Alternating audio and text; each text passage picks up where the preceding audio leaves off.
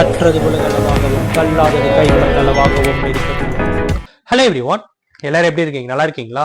சுவாமியே சரணமையப்பா. இன்னைக்கு நம்ம கேரளால இருக்கிற ஒரு மிகப்பெரிய கோவில் சபரிமலை ஐயப்பர் கோவில். தமிழ்நாட்டுல இருந்து கார்த்திகை மாசம்ல இருந்து தாண்டி இப்போ எல்லா மாசமும் லிட்டரலி நிறைய பேர் வந்து ஐயப்பருக்கு சபரிமலைக்கு போயிட்டு இருக்காங்க. இவ்வளவு சொல்ற நம்மளே போன வருஷம் வந்து போயிருந்தோம். இந்த வருஷமா I'm planning to go, but still என்னைக்கு அப்படின்னு ஒரு டேட் கன்ஃபார்ம் ஆகல. பட் இருந்தாலும் 1950 கேரளால சபரிமலையில் நடந்த ஒரு மிகப்பெரிய ஒரு துயரமான சம்பவம் பத்தி தான் இந்த வீடியோல உங்ககிட்ட நான் பேசணும் அப்படின்னு சொல்லி நினைக்கிறேன். கேரளால சபரிமலை ஐயப்பர் கோவில் 1950s பீரியட்ல எப்படி இருந்தது அப்படின்னு பாத்தீங்கன்னா, அங்க இருக்கிற ஐயர்களோ அங்க வேலை செய்யறவங்களோ சொல்லி எந்த ஒரு வேறுபாடுமே எல்லாருமே ஒன்றிணைந்து எல்லாருமே ஒன்னா இருந்த ஒரு காலகட்டம். அந்த மதத்துல, இந்து மதத்துல அந்த நேரங்கள்ல கோவில்கள்ல நிறைய பேர் ஒன்னா இருந்திருக்காங்க, ஒற்றுமையா இருந்திருக்காங்க. வேறுபாடு, நீங்க இந்த ஜாதி நான் இந்த ஜாதி, அந்த வேறுபாடு இல்லாம ஒற்றுமையா இருந்த ஒரு காலகட்டம். அந்த நேரங்கள்ல மே மாசம் 20ஆம் தேதி கோவிலுடைய நடைய வந்து மூடுறாங்க. அடுத்த மாசம் வந்து பூஜைக்காக கோவில் திறக்க ஐயர் வந்து மேல போகிறாரு. அவர் வாழ்க்கையில அவர் பார்க்காத ஒரு மொமெண்ட அவர் அன்னைக்கு பாக்குறாரு. என்னன்னா, கோவில் முழுவதுமே எரிஞ்சு கிடக்குது, சேதமாயிருக்கு. அண்ட் எல்லாத்துக்கும் மேல கோவில் இருக்கிற மூல கிரகத்துல இருக்கிற ஐயப்பரோட சிலை உடைஞ்சிருக்கு. அப்போ ஐயப்பரோட சிலை வந்து வெண்கலம்ல இல்ல, கல்லில் தான் இருந்தது. அந்த சிலை வந்து உடஞ்சிருக்கு. ஸோ என்ன செய்யுதுன்னு தெரியாம போலீஸ்ல கம்ப்ளைண்ட் பண்றாரு. மே மாசம் கொடுத்த கம்ப்ளைண்ட் ஜூன், ஜூலை, ஆகஸ்ட்ல தாண்டி செப்டம்பர் மாசம் சிபிசிஐடி கிட்ட போகுது. சிபிசிஐடியில நிறைய பேர் வந்து கேஸ் வந்து இன்வெஸ்டிகேட் பண்ணும்போது ஒரு முக்கியமான ஆபீசர், ரிமார்க்கபிள் ஆபீசர், அவர் என்ன பண்றாரு அப்படின்னு பாத்தீங்கன்னா, இது வந்து விபத்து இல்ல, இது வந்து ஒரு சதி, இது வந்து ஒரு திட்டமிட்ட சதி அப்படிங்கிறத கண்டுபிடிக்கிறாரு. அவர் சொல்றதுக்கான காரணங்கள் என்னென்ன அப்படின்னு பாத்தீங்கன்னா, கோவிலுடைய நடைய வந்து யாரோ ஒருத்தர் உடைச்சிருக்காங்க. கோவில இருக்கிற சிலைகளை யாரோ ஒருத்தர் கூரான ஆயுதங்களை கொண்டு உடைச்சிருக்காங்க. கோவில்ல இருக்கிற நெருப்பு எல்லாத்தையுமே வந்து பத்த வச்சிருக்காங்க. அண்ட் சுத்தி பத்தி ஒரு குறிப்பிட்ட இடத்துல ஒரு ஈட்டி மாதிரி ஒரு ஆயுதம் ஒண்ணு வந்து கிடைச்சிருக்கு. சோ இத்தனை விஷயங்களையுமே வச்சு அவர் என்ன கன்க்ளூஷனுக்கு வராருன்னா, இது வந்து திட்டமிட்டு செய்த ஒரு சதி அப்படிங்கிறத கண்டுபிடிக்கிறாரு. ஓகே, இந்த அளவுக்கு வந்துட்டாரு. அதுக்கு அடுத்து என்ன ஆச்சு, யார் இதை பண்ணாங்க அப்படிங்கிற ஒரு கேள்வி இருக்கும். இந்த கேள்வியை கண்டுபிடிக்கணும்னா நாம 1950 கேரளா எப்படி இருந்தது அப்படின்னு நம்ம வந்து பார்க்கணும். 1950 கேரளா அப்படிங்கிற ஒரு மாநிலம் வந்து இந்தியா அப்பதான் ரிபப்ளிக் டே, இண்டிபெண்டன்ஸ் கிடைக்குது. அந்த நேரங்கள்ல எல்லா ஸ்டேட்டும் இந்தியாவோட ஒன்றிணையும் போது கேரளா வந்து இந்தியாவோட சேராம இருந்த ஒரு காலகட்டம். அந்த பீரியட்ல தான் வந்து ஒரு கன்ஃபியூஷன், பொலிட்டிக்கல் கன்ஃபியூஷன் வந்து ஒரு ஸ்டேட் வந்து கேரளா. 1949 1950 தான் கேரளா இந்தியால வந்து சேருது. அப்போ கேரளால ஒரு குறிப்பிட்ட ஜாதியினருடைய ஆதிக்கம் அதிகமாவே இருந்தது. அங்க முக்கியமா கேரளாவை சுத்தி இருக்கிற ஒரு சில இடங்கள்ல 2 ஜமீன்தார்ஸ், அதாவது சபரிமலை சுத்தி இருக்கிற ஒரு சில இடங்கள்ல 2 ஜமீன்தார்ஸுடைய ஆதிக்கம் அதிகமாவே இருந்தது அப்படின்ற மாதிரி சொல்றாங்க.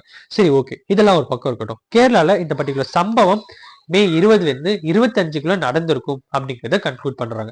எல்லாம் ஓகே. அது எப்படி ஜூன் மாசம் ஐயர் பாக்குறாரு, இது ஜூன் மாசம் நடந்திருக்கலாம், இல்ல மே மாசம் எண்டில் நடந்திருக்கலாம். அது எப்படி மே மாசம் 23 25 தேதிக்குள்ள அப்படின்ற கன்க்ளூஷன் வராங்கன்னா, அங்க இருக்கிற மலைவாழ் மக்கள் கிட்ட பிரிலிமினரி இன்வெஸ்டிகேஷன்ஸ் பண்ணும்போது அங்க இருக்கிறவங்க சிலர் என்ன சொல்றாங்க அப்படின்னு பாத்தீங்கன்னா, இந்த பர்டிகுலர் டேட், அதாவது மே 23 25க்குள்ள நாங்க சபரிமலை கோவில் கிட்ட இருக்கிற ஒரு புகையுண்ட ஒரு காட்சி எங்களால வந்து பார்க்க முடிஞ்சது. அந்த நேரங்களில் மழை காலம் அதிகமா இருந்ததுனால மேபி ஏதாவது தாவரங்கள் எரிஞ்சிருக்கும் அப்படின்னு சொல்லி நாங்க அமைதியா இருந்துட்டோம் அப்படிங்கிற சில இன்வெஸ்டிகேஷன்ஸ் அவங்க வந்து சில விஷயங்களை அவங்க வந்து எடுத்து வைக்கிறாங்க. ஸோ அதுக்கு அடுத்து என்னன்னா, அதை பிரிலிமினரியா வச்சு ஒரு டேட்டை வந்து கன்க்ளூட் பண்றாங்க. இந்த டேட்டை தான் நடந்திருக்கும் அப்படின்னு சொல்லிட்டு. யார் யார் இந்த பக்கம்லாம் வந்துட்டு போவாங்க அப்படின்னும் போது, சபரிமலைக்கு போற வழியை தாண்டி நிறைய ஷார்ட் கட்ஸ் வந்து சபரிமலை கோவிலுக்கு வந்து இருக்கு அப்படின்னும், அது சுத்தி இருக்கிறவங்க நிறைய பேருக்கு வந்து தெரியும் அப்படின்னு அந்த காலகட்டங்கள்ல. அப்போ இந்த பக்கம் யார் வந்துட்டு போயிருப்பாங்க, இந்த வழியில யார் யாரெல்லாம் வருவாங்க அப்படின்னும் போது, சில வேட்டையாடுற ஜனங்கள் இருக்காங்க, அவங்க வந்துட்டு போவாங்க அப்படின் போது, அவங்க யார் யாருன்னு சொல்லிட்டு அவங்கள வந்து கேப்சர் பண்ணி ட்ரை பண்ணோம் அப்படின்னும் போது, அவங்களுக்கும் அங்க இருக்கிற அந்த முக்கியமான 2 ஜமீன்தார் சொன்னல அவங்களுக்கும் ஒரு பக்கம் வந்து சம்பந்தம் இருக்கு. ஓகேங்களா? சோ இவங்க என்ன பண்றாங்க அப்படின்னு பாத்தீங்கன்னா, இவங்க தான் அந்த இடத்த தீ மூட்டி எரிச்சிருக்க கூடும் அப்படிங்கிற ஒரு விஷயத்த வந்து அவங்க கன்க்ளூட் பண்றாங்க. அண்ட் பட் ஸ்டில் இந்த ரிப்போர்ட்டை எடுத்துட்டு போயிட்டு அப்ப இருக்கிற கவர்மெண்ட் கிட்ட சிபிசிஐடி கொடுக்கும்போது, இது வந்து ஒரு யூகிக்க கூடிய ஒரு விஷயமா இருக்கிற காரணத்தினால இந்த கேஸ் அன்னைக்கு அப்படியே வந்து மூடப்படுது. ஓகேங்களா? ஸோ அதுல எந்த ஒரு ஃபர்தர் இன்வெஸ்டிகேஷனுமே வந்து எடுக்கப்படல. சிபிசிஐடி சொன்ன ஆபீசர் வந்து இந்த சஸ்பெக்ட் தான், குஞ்சப்பன் அப்படிங்கிற ஒருத்தர், அப்புறம் இன்னொருத்தர் இருக்காரு. ஸோ இந்த சஸ்பெக்ட்ஸ் தான் வந்து இந்த விஷயத்த பண்ணியிருக்க கூடும் அப்படிங்கிற ஒரு விஷயத்த வந்து எடுத்து வைக்கிறாங்க. அந்த குறிப்பிட்ட ஜாதியினருடைய தாக்கத்தினாலதான் இந்த பர்டிகுலர் விஷயம் வந்து நடந்திருக்க கூடும் அப்படின்ற மாதிரி சொல்றாங்க.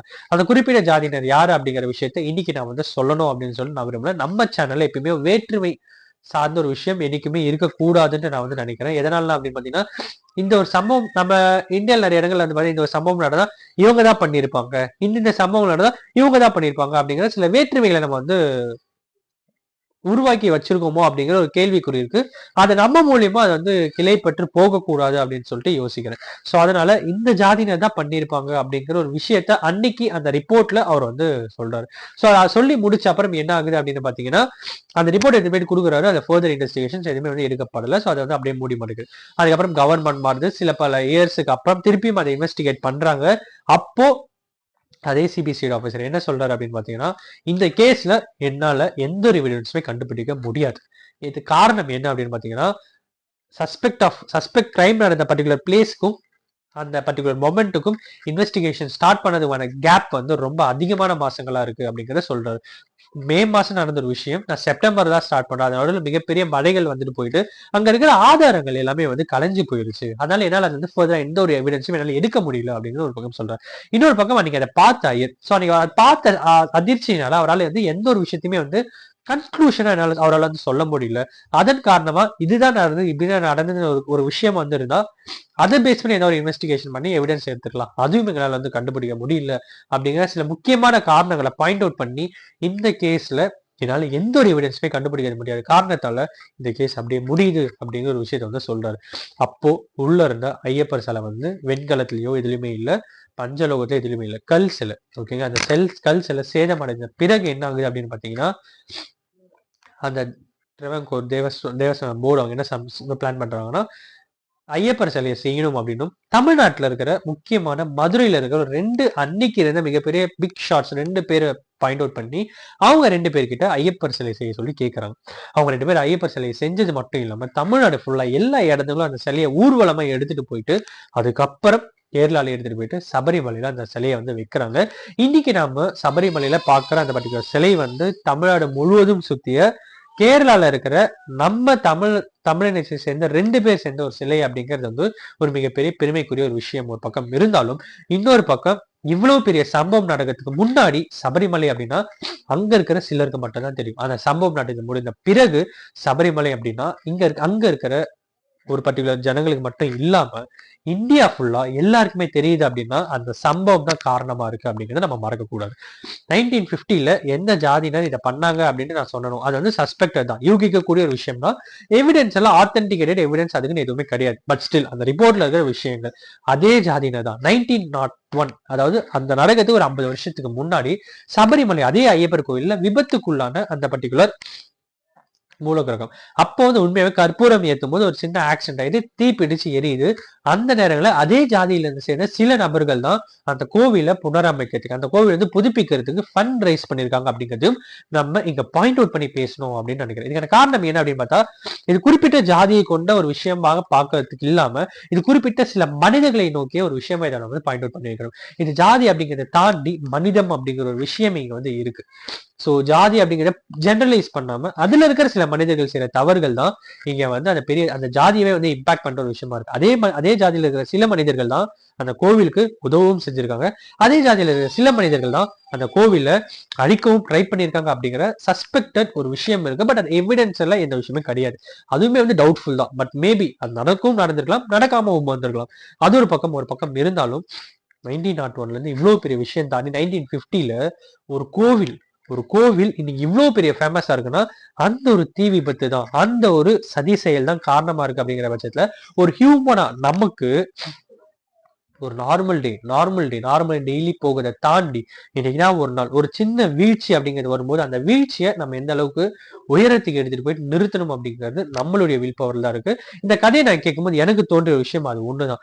எப்பயுமே எல்லா விஷயத்தையுமே ஒரு ஆக்சிடென்ட் அப்படின்னு ஒரு நடக்கும். அந்த விபத்தை நம்ம எந்த அளவுக்கு பாசிட்டிவா மாத்துறோம் அப்படிங்கிறதுலதான் நம்மளுடைய திறமையும் நம்மளுடைய முயற்சியுமே இருக்கு அப்படிங்கிற விஷயத்தை தான் இந்த வீடியோல உங்களுக்கு நான் பேசணும் அப்படின்னு நினைச்சேன். இதோட யாரா ஒருத்தருக்கு நாலேஜ் சரிங்க இருக்கும்னு சொல்லி நான் நம்புறேன்.